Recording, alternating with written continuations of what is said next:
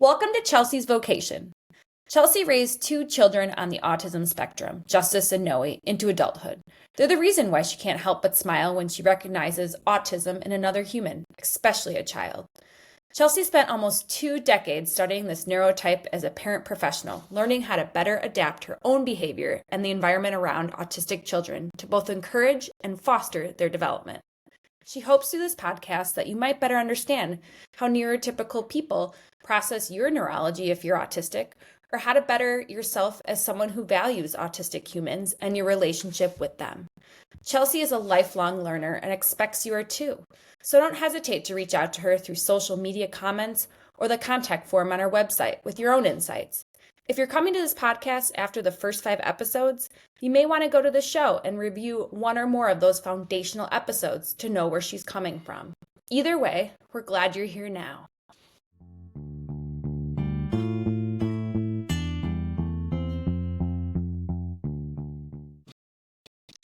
When I was putting together the topics for this first season of the podcast, I knew I wanted to give props to the dads of autistic humans.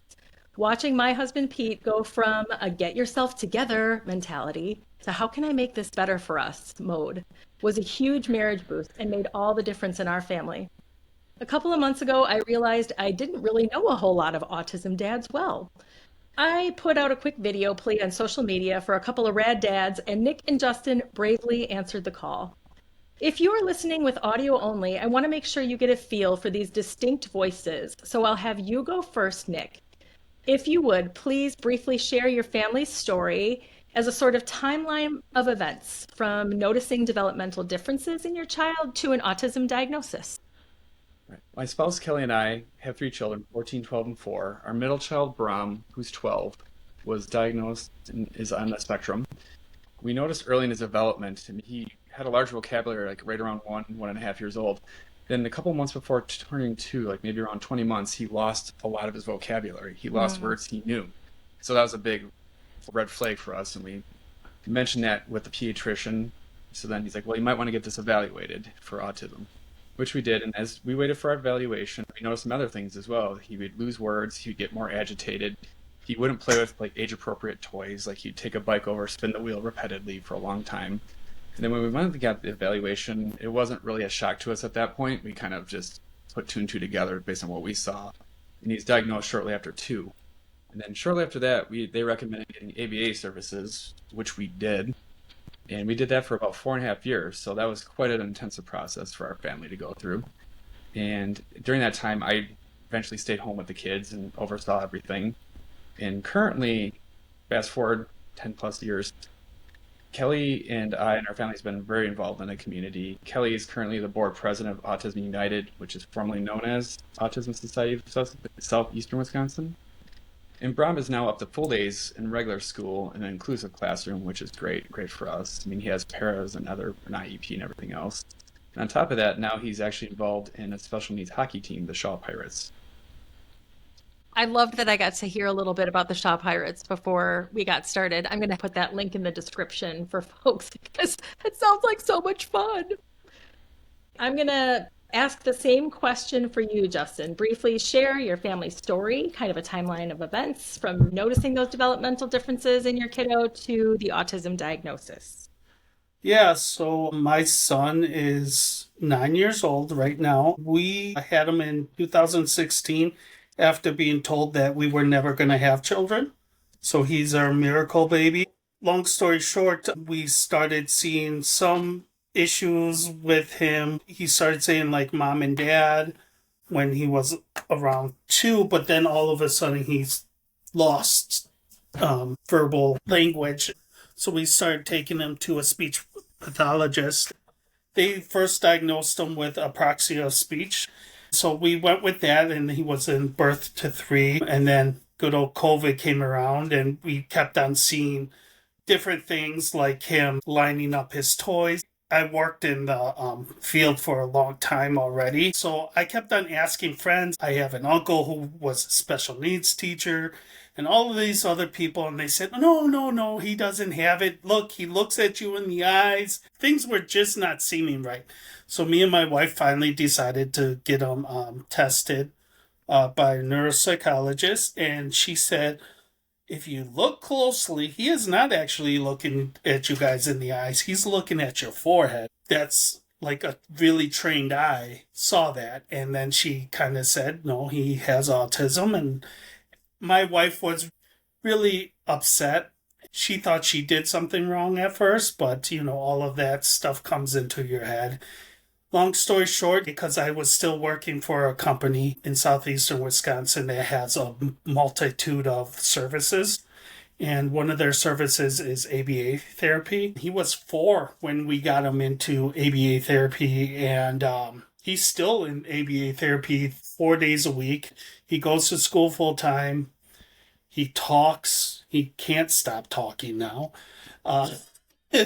He's in a full inclusion classroom, so he gets services, pull out time and stuff like that. And he's also on the Shaw Pirates special needs hockey team. So that's how me and Nick know each other.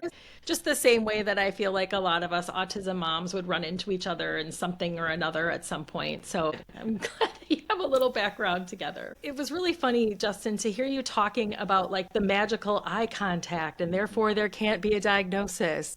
I don't know if you listened, the Momming Autistic Humans episode, that was Danny Jo's story with her daughter. She had this eye contact and therefore it can't possibly be autism. Mm-hmm. And it's so funny that people get so hung up on that as a criteria. But then I think what's even more obnoxious is they get hung up on that because of ableism. So at some point, like, making eye contact becomes so important. Is that different now? And either one of you or both of you can answer that. When you guys were doing ABA with your kids, was that still a thing to make eye contact? I think they've kind of went away from that. Like, I think they're more worried about, like, is he actually responding? And the kind of caveat on the eye contact, Kelly, my spouse, was diagnosed on the spectrum as an adult. And the eye contact thing, if you ask Kelly about it, it looks like Kelly's looking you in the eye, but Kelly told me it's actually the forehead. Kelly doesn't look me in the eyes. I'd say I didn't guess that. So you're right. It's that stereotype of like, oh, they don't seem like they have it, but. For my company that does Ronnie's ABA, they are more play-based ABA. They don't really go old school ABA where they sit across from a desk and, reprimand almost. And that was important for me because that's not how I was trained in any of the therapies. Long story short, they said, if he has no eye contact, as long as he's answering our questions, we're not going to force it down his throat. He's more than capable of answering you, so it's just one of those things. Even within the realm of ABA, there is certainly a shift in more child-led, more neurodiversity affirming approaches than it was back in the day. This will kind of let you know how old I am, gentlemen. I was doing guest lectures in a university classroom for like 15, 16 years.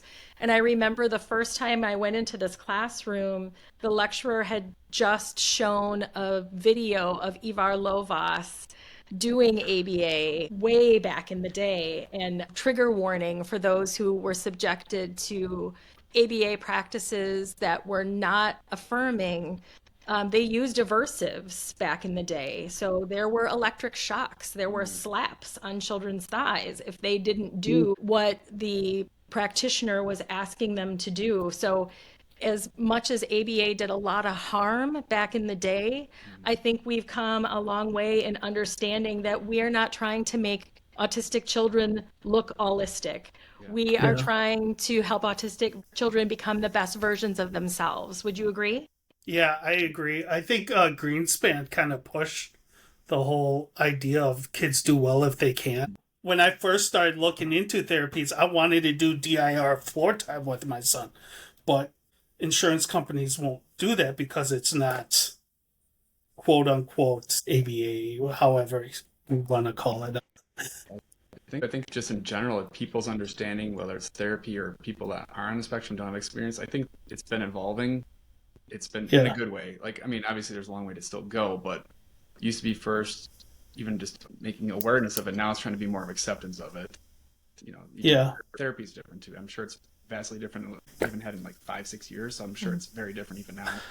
I mean, my son's just started OT now, and how OT is looking at autism spectrum and finding systems that are different. Like for my son, it's more vestibular sensory, like able to feel his place in environment instead of just like sensory, like touch or loud noises, you know. It's really strange and cool how far the research has come too. Yeah, I love that. I remember when my youngest was in birth to three and getting OT services, the standard menu was here's the soft plastic bristle brush that we're going to rub all over your largest organ on your body with no regard as to how that makes you feel. So while you're screaming your head off, this is how I'm desensitizing you. And I pretty much walked into the room and I said, out you go. What do you mean out I go? Do you not hear my daughter screaming? Well, this is the therapy. Goodbye. Don't come back. Yeah. It's so nice to hear that that's not the torment that people have to put their children through anymore to get them ready for school or ready for this cruel world or whatever. Yeah. At some point, you make the world ready for our humans, right? Exactly. The roar of autism moms seems to overshadow the voice of autism dads. I've noticed that this has also kind of shifted. There's been an evolution here in that space, I would say, in the last decade or so. But what do you think people should know about the autism dad experience that's probably distinctive from the moms? Not that you're answering for every autism dad and not that the autism mom community is a monolith, because we know that these things aren't true. But right now, you are representing. So any thoughts on that? So I'll go first this time. For me, I see my wife as the one out in front, like all the time. She was a stay-at-home mom for Ronnie until he started school. Just recently, we changed positions where I'm the stay-at-home dad because I'm going to school. So she was always the one making the appointments. She knew everything, you know. Now I'm transitioning into that part and seeing how much she does take control and how much she did. However, I feel like autism dads, especially of boys, I can't speak for Nick, but for me, I always sit back and try to let my sons figure it out before jumping in. Whereas I feel my wife does things for him all the time. For instance, she gets all of his clothes out the night before for school the next day. And I'm always like, he knows where his clothes are, he can get them himself, da-da-da-da-da. Well, he wrote a story for her for Mother's Day, and it said something like, I love you, Mom, because you always get my clothes out the night before.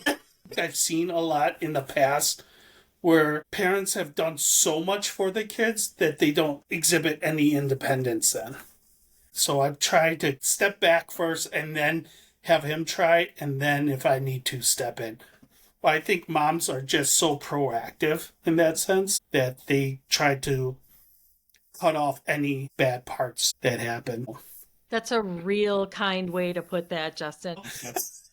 You're doing a good job, Mama. I was at an autism conference recently, and there was a young man on this panel of experts, and he used the word overvene, but I honestly don't know if he meant that as a unique word. But that's what he said. And I'm like, that's a mood. I love it. I'm using it. But his whole point was, I am a grown man. If I am struggling, you don't need to jump in and solve my problem for me. Let me work it out, right? And he was speaking specifically about maybe a period of dysregulation or taking longer to verbally process something. And I'm telling you, moms are the queens of overvene, right? But sometimes like, it's just easier. It's just easier to do it ourselves. But we are instilling learned helplessness when we do that for our kiddos, right? I can say certainly for my son, if there was a future social worker of America in his classroom, saw him struggle with finding his pencil on his desk or getting his gym shoes out of his bag, and she was more than willing to help, he's like, yeah, 2 points for me. I'm just going to make sure that these girls who are willing to help me all the time surround me so I don't have to do anything, right? It's not going to help them when they go get a job, is it? So good job, Mom, because I feel you. Nick, what do you think about that? Yeah, sometimes it's easier to do it yourself. Sometimes it's easier to make them do it, make them struggle. I mean, sometimes figuring things out is the only way to struggle through something is actually learn it and figure it out versus just hand it to you. But yeah, I'll add on too. Like I think my experience and Justin's experience are a little similar but different too. Like I became a stay-home dad even before my kids were on the spectrum. I was involved a lot with their doctor appointments, other things like that. But once he got on the spectrum, Kelly and I kind of play like a partnership where some people might say, oh, Kelly did all this or Nick did all this, but we did a lot of partnership stuff where I hate to use this word, like good cop, bad cop on a lot of things, but we'd alternate on that. Like I was a bad cop when I came to the state when they denied Katie Beckett for her son. I had to just basically be the mean guy and say, no, this is how it is, and try to get what we need for our son. Same thing with school. Sometimes I'm the good cop at school. Sometimes I'm the bad cop at school when things aren't going well for his IEP or whatever it is, and have to be an advocate. So we just might have different styles, but that's a little different. But the one thing I kind of thought about too that's probably different from a dad's perspective is, I guess, not an inherent loneliness, but something that's not talked about. Yes. I mean, I obviously usually there could be a mom or a dad or both for a kid on the spectrum, but moms, a lot of books, a lot of things are written from a mom's perspective. To moms, from moms.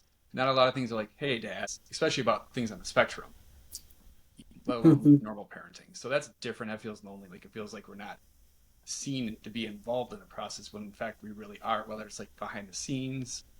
So that way it feels a little lonely. And then even too, I mean, every parent's different, but I've had experiences where I've met other dads that have children on the spectrum. They sometimes just don't want to talk about it. So in that way, like, okay, then we can't share this. And other times they do. So it's kind of that little bit different where I see like moms will get together and like, oh, they'll bond over whatever it is, having a problem with this IEP. But when a dad talks about it, it's like, it's a little bit different. I agree. I think that's a big part is like there is so much out there for moms, and I get it. Moms are number one. They're the ones that control. I mean, they control us, let's be honest. In other words, it's just one of those things. I think dads I feel like we like to observe a lot, and also we protect. So we need to step in when we have that mentality of protecting our family. When we have to step in, I'm no problem becoming the bad cop. I'm always the bad cop. I am always the one writing the emails. I'm always the one doing that. My wife has, dyslexia, so she's not good at writing emails. And I'm in that world, so I know what they're thinking most of the time too. Like, stop. That's the law. Stop doing what you're doing. Because you're just trying to skirt something. That's why I'm going to school. I don't know even if I want to be a special needs teacher, but I'd rather be an advocate because I just hate how schools mess around with families. That can be a whole other conversation. It's another one of those problems where there's no easy answers, right? Exactly. IDEA is funded at maybe 40% from the federal government level. And then states are supposed to make up the rest. But to know the law, right? That's kind of our job as a parent, and to hold them accountable the best that we can with empathy for the struggles they're going through on their end too. I know. I really kind of want to get to this last question because it's so, so good. My husband often congratulates expectant fathers by telling them, you've been experiencing the world in black and white. Once you hold your newborn, you'll see everything in color. What color, experiential, not necessarily literal, has come to you in raising neurodivergent children? Kind of an abstract question. Oof. First thing when I read that question is, internally I started like laughing, not the question, but laughing because I was like, I feel like this is almost like an autism test question because I knew in my head, like if I asked this to Kelly, Kelly's gonna look at me like, what are you talking about? Because Kelly's on the spectrum, and I asked the same thing with my son Brom. Like if I asked him this question, like, what do you mean colors? Like I knew it was a metaphor, I knew what it was trying to get at, but my first initial thought is because it's like I wonder what somebody on the spectrum versus not the spectrum would think of this question. Oh yes. And it kind of made me think of like, well, I think for me, I saw in color before, but now I see more colors. I like to look at it that way. Like it even now keeps more colors. When my daughter was born, the first thing I noticed was like unconditional love for the first time. So that was a big color, if you want to say it literally. But then afterwards, with my son and my wife or spouse beyond there, I think just learning the new colors and seeing different colors and seeing that this color might not be the same for me as it is for them. Whatever you want to call it, emotional intelligence or just seeing the world through somebody else's eyes. I'm trying to help them deal with help them deal with me, and then maybe selfishly deal with them as well. It's so funny because I really hadn't thought about this being a question that people on the spectrum would really struggle with. That was pretty rude of me and pretty presumptuous. I read a book that Kelly recommended to me about someone on the spectrum, and they said one of the things on that was like they're literal on questions like that. Like they don't understand metaphors, or a lot of stereotypically people on the spectrum don't understand metaphors. So you have to explain it to them. So then I had to explain it to Kelly. So. This is a super abstract question. I love it when my husband says it like that, because I feel like whether it's unconditional love or a whole new dimension of just the human experience that opens up, I like the way he put that. So the whole question of what colors will you see in it? When I thought, oh my God, I'm going to be a dad for one, and for two, the whole experience of life just opens up. You see, I think, more vibrant colors, like you said, Nick, just more colors. I think we see colors that other people don't see, to be honest. I mean, we think we got it figured out, and then next thing you know, they're doing something else. Like, it's just out of the blue. You're like, where did that come from? Life is just a rainbow of colors for us, I think. It's something new every day. For some days, it's black and white, where my son told his Opa that his jokes aren't funny, and why do you think they're funny? And those are actually mean, Opa. And I'm just like, ooh, he got you there. I feel like it makes us so much more human with autistic kids. If we could all sometimes talk like they do, or just be like so straightforward, I think we would have less messes in this world. I really think so. It would just not be all this beat around the bush trying to be nice all the time, but truthful and honest. Sometimes I just love how my son just will call things out. That seems like a really perfect way to end this, Justin, actually. Well, I want to wish you gentlemen, I know we're recording this before Father's Day, but happy Father's Day to both of you. Thank you. I really appreciate you taking the time. I appreciate you being willing to represent an underrepresented community, I think, in this little slice of the autism universe that we are living in. It is. So thanks again, gentlemen. Appreciate you. Thanks for joining us for this episode of Chelsea's Vocation. We hope it was valuable to you. If it was, we'd appreciate you sharing it with someone, reviewing it, and/or rating it. Subscribe to the podcast to be notified when new episodes are published. We wish you the best as you learn, maybe unlearn, and do better for yourself and those around you. Chelsea encourages you to be gentle with yourself, be gracious with others, and be protective of your own and others' dignity. Until next time, take care.